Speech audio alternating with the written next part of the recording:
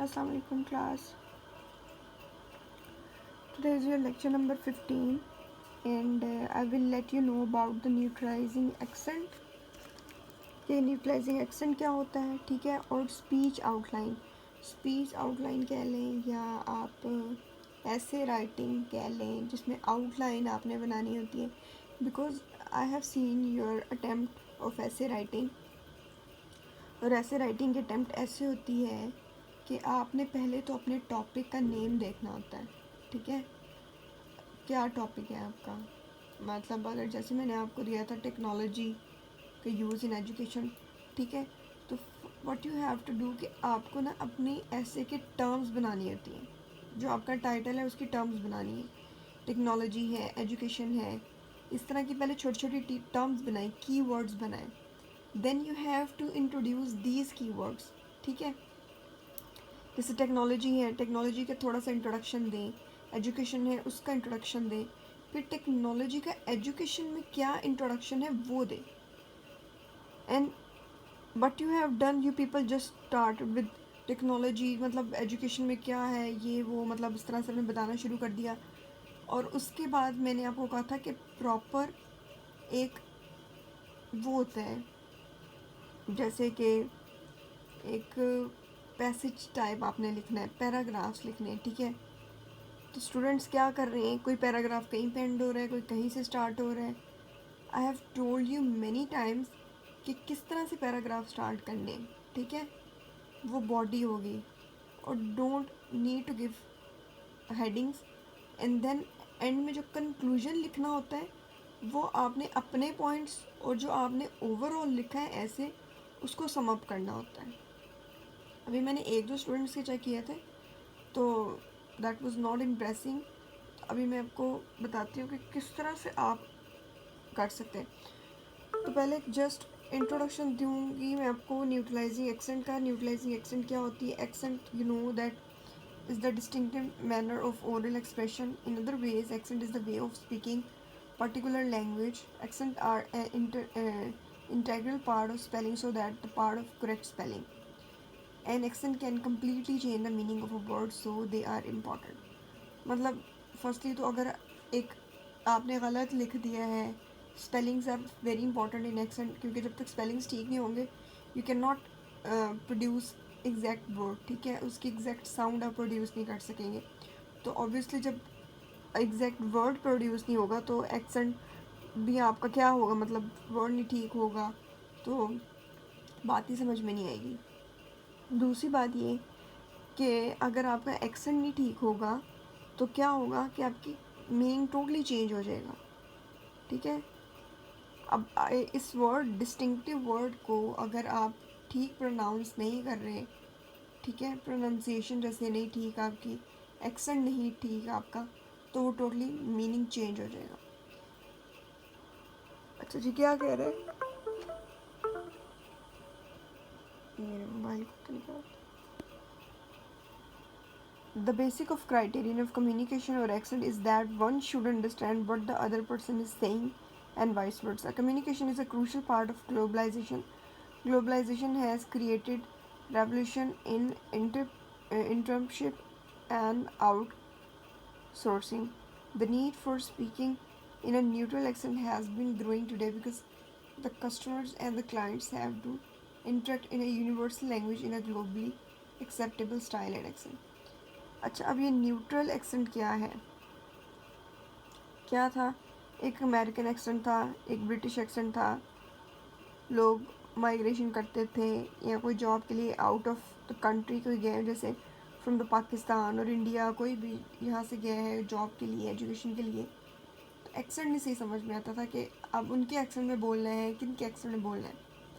तो क्या ग्लोबली क्या इस चीज़ को फिर डिसाइड हुआ कि एक न्यूट्रल एक्सेंट होना चाहिए। न्यूट्रल एक्सेंट हो कि सब उसी एक्सेंट में बोलें, मतलब कोई ये ना हो कि कंफ्यूज ना हो लोग कि अच्छा अब इस कंट्री में आ गए अब इसका एक्सेंट फॉलो करना है, या इस कंट्री में जा रहे हैं तो उसका एक्सेंट फॉलो करना है। एक न्यूट्रल एक्सेंट हो, सब उसी को फॉलो करें। Initial people focused only an American accent और American were the clients of many projects handled by different developing nations. Today, Many countries, including developing nations, outsource their projects for the sake of cost, quality, and resource. People other than USA do not understand American accent. This communication barrier is solved after the arrival of accent neutralization concept.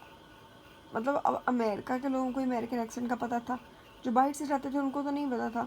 तो फिर ये क्या होता था, बहुत बड़ा barrier आ रहा था, प्रॉब्लम आ रहा था, लिसनिंग प्रॉब्लम बैरियर आ रहा था और स्पीकिंग बैरियर आ रहा था। ऑब्वियसली हमें स्पीकिंग बैरियर था, उन लोगों को लिसनिंग बैरियर था। जब हम नहीं, वो हमारा एक्सेंट नहीं समझ रहे और हम उनका एक्सेंट नहीं समझ रहे, तो बहुत बड़ा बैरियर आया था ग्लोबल वाइज। तो क्या हुआ, डिसाइड हुआ कि एक न्यूट्रल एक्सेंट होना चाहिए। During accent utilization training, peoples are taught how to speak neutral accent. This training helps to remove mother tongue influence. It helps you to speak English with certain rhythm which does not sound bad at all. मतलब एक certain sound वो हो गई. The most preferable accent today is neutral accent. It is otherwise called as neutral English or neutral English accent. तो अगर लोग आपको कहें कि अच्छा आपने ये अमेरिकन एक्सेंट बोल रहे हैं या ब्रिटिश एक्सेंट में है, ठीक है, जैसे लाइक एक वर्ड है एप्पल और एप्पल, ठीक है, बोथ आर करेक्ट। क्या है, अब कुछ लोग लाइक यूज टू से एप्पल, तो कह देते हैं कि मतलब this is not the exact pronunciation, that is Apple, but Apple is also right क्योंकि वो ब्रिटिश और अमेरिकन है, ठीक है। तो इसी तरह छोटे छोटे वर्ड्स को लेके या और बड़ी बड़ी मतलब चीज़ों को लेके क्या हुआ था, एक बैरियर आ गया था, तो फिर एक न्यूट्रल एक्सेंट आ गया। अब हम जिसको फॉलो करते हैं, हम एक न्यूट्रल एक्सेंट को फॉलो करते हैं। अच्छा, further it is insure to clear mode of communication. Neutral accent training help the ESL students. अच्छा, यहाँ से पढ़ते हैं, BPO workers, call centre employees, marketing, business officials, voice over, all those who want to communicate in better style and accent prefer neutral English, ठीक है। अब BBC हो गया, CNN हो गया, अब ये कोई भी जो चैनल्स हैं इस तरह के, ये क्या है, ना तो ये ब्रिटिश एक्सेंट फॉलो करते हैं ना ये अमेरिकन, तो ये क्या है, ये न्यूट्रल एक्सेंट फॉलो कर रहे हैं। अब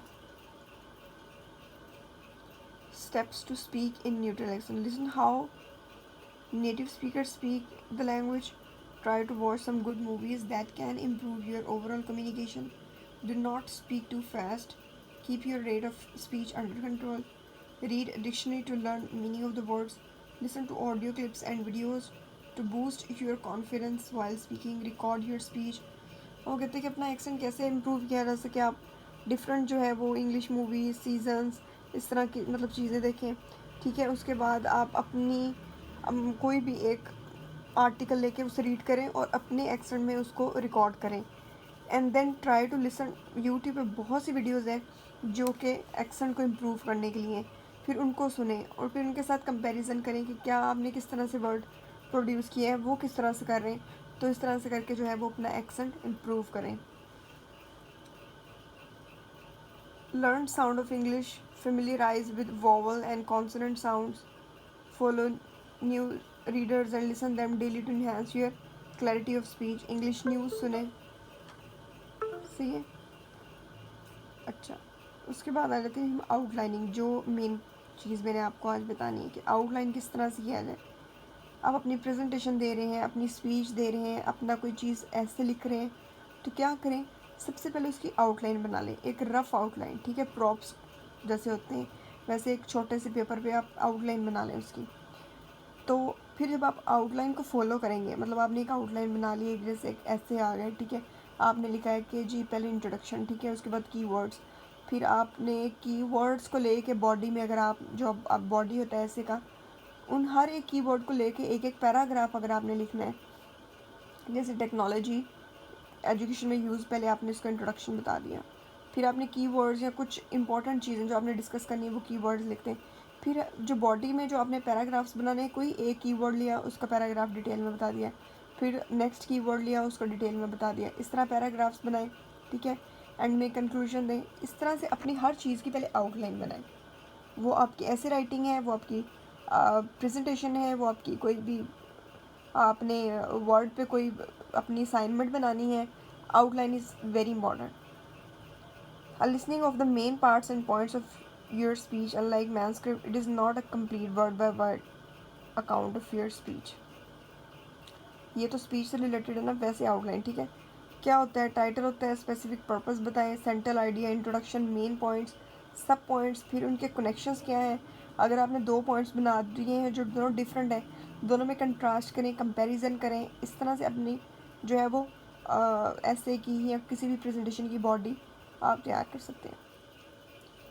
your speech need structure, without structure, अब ये स्पीच बार बार लिखा होगा बिकॉज ये मैंने BS स्टूडेंट्स के लिए बनाई थी, कंप्यूटर साइंस के लिए, लेकिन आपके लिए भी अप्लाई होती है। आउटलाइन हर चीज़ में नेसेसरी है, ठीक है, बार बार स्पीच के लिए, क्योंकि उनकी स्पीच से रिलेटेड बनाई थी। Your speech need structure, without structure, your speech कह लें, योर राइटिंग कह लें, योर ऐसे कह लें, need structure, without structure your audience will either wonder what your core message is, or they will lose interest in you entirely. Sadly, this step is often skipped to save time. A planned outline is vital. मतलब एक obvious सी बात है कि अगर आप कुछ लिख रहे हैं, अगर उसमें स्ट्रक्चर नहीं होगा, विदाउट स्ट्रक्चर होगा, तो पढ़ने वाले को, जो रीडर होगा, वो अपना इंटरेस्ट लूज़ कर देगा, ठीक है। तो एक प्लान की भी आउटलाइन बहुत इंपॉर्टेंट है। Poor outline and missing outlines will lose major points. No excuses will be accepted for missing outlines. Outline ingredient क्या होते हैं? Is the blueprints of your presentation. It highlights the key logical elements. For example, what points are being made to logically support the core message. ठीक है, जो core आपका message कह लें या कोर आउटलाइन हेडिंग कह लें, जो आपकी ऐसी की है, उसको जब तक वो लॉजिकली सपोर्ट नहीं कर रहा हो, ये आपके पॉइंट्स इस तरह के होने चाहिए, ठीक है। इंट्रोडक्शन आता है, body, conclusion, stories, high level concept जो भी है। It links these elements together in a sequence. फिर इन एलिमेंट्स का सीक्वेंस हो, मतलब इस तरह नहीं हो कि आपने कंक्लूजन दरमियान में दे दिया है, बॉडी एंड में दे रहे हैं, या इंट्रोडक्शन एंड में दे रहे हैं, नहीं, सीक्वेंस होगा तो अंडरस्टैंडेबल होगा, ठीक है। कोई अपने पॉइंट्स का कंपैरिजन भी किसी पॉइंट्स का करना है तो भी सीक्वेंस में आए। It can also map out the transition between elements, although this may be deferred to a later stage of the preparation.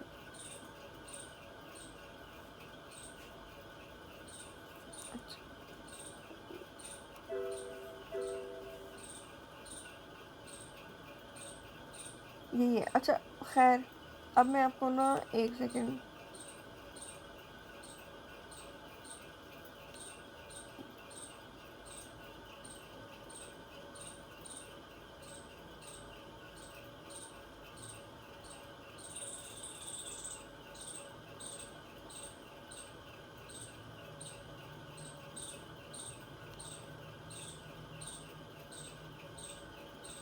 मुझे माइक्रोसॉफ्ट वर्ड नहीं मिल रहा अपना।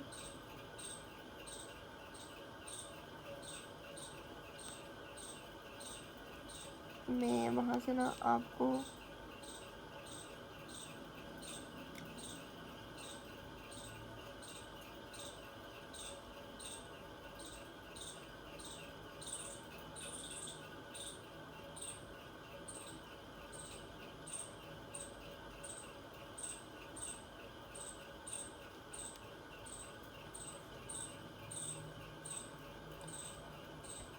अच्छा, जैसे ये अब एग्जांपल ले लें हम, ठीक है।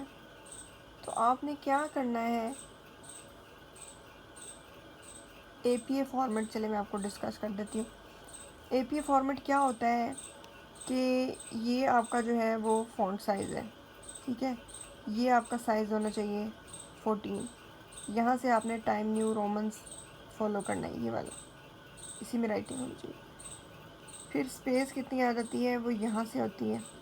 चलिए ये मैं आपको फिर बता दूँगी वो APA फॉर्मेट निकाल के। ऐसी राइटिंग में क्या करना है, आपने सबसे पहले यहाँ पे अपनी देनी है हेडिंग, ठीक है। इंट्रोडक्शन का आपने कोई हेडिंग नहीं देनी, हेडिंग्स नहीं देते कभी भी। आपने कभी प्रेसी राइटिंग करनी है, आपने ऐसी राइटिंग करनी है, आप अगर CSS लेवल पे भी चले जाते हैं तो कभी भी हेडिंग्स नहीं देते, ठीक है।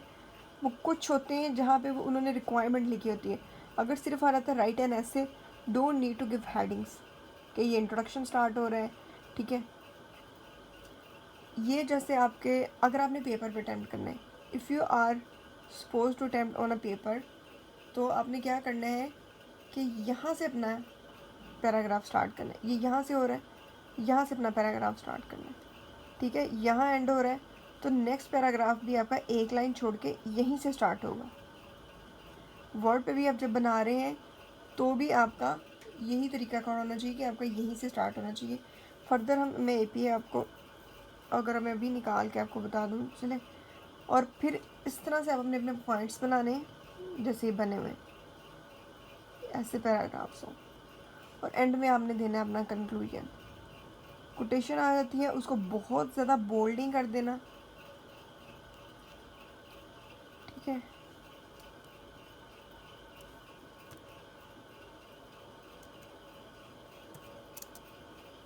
एपीए फॉर्मेट,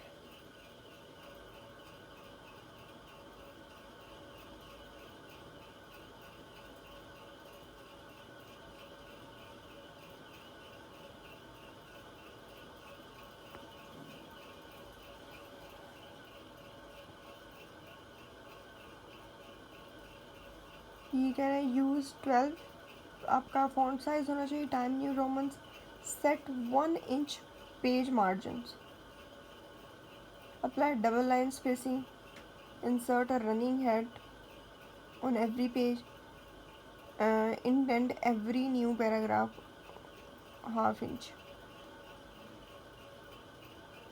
ये जो स्पेस आप वर्ड्स में दे रही हैं, ठीक है, इसकी वो कह रहा है कि यहाँ से आप जाएंगे ये रही, ये जितनी ज़्यादा आप देते जाएंगे ये देखें